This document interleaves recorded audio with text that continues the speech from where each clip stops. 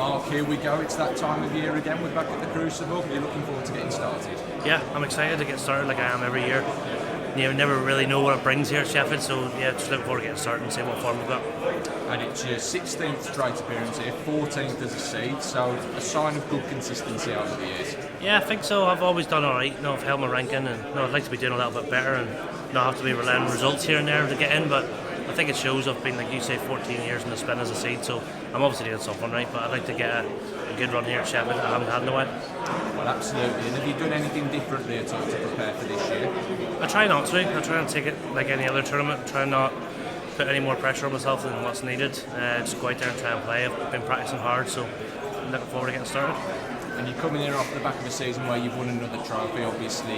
As good as the tour is nowadays, you're doing well to pick up one trophy, I think. So you've won the Northern Ireland Open, I think it was the German Masters semi-finals as well, so yeah. Good momentum coming into the... Yeah, possibly the last few weeks and the last few tournaments haven't been great, if I'm honest. The form wasn't good, but like I said, I've been practicing hard the last 2-3 weeks, and I've had a bit of time off, so no excuses come Monday. I'd like to replicate that Belfast form if possible.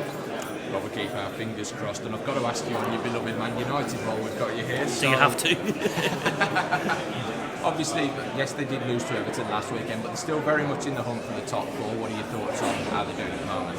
I'll be honest, I don't think top four is realistic anymore. I think they're far too inconsistent. They'll probably drop a lot more points between now and the end of the season. They don't look like they're playing as a team at all. They've got a lot of superstars on paper, but they haven't gelled at all.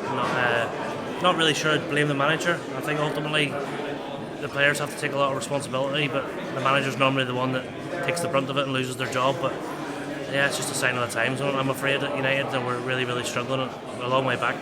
So just a case of securing that Europa League spot, really, because that is the obvious route into the Champions League for the season after, isn't it? You would think so, because I think at the minute they're not.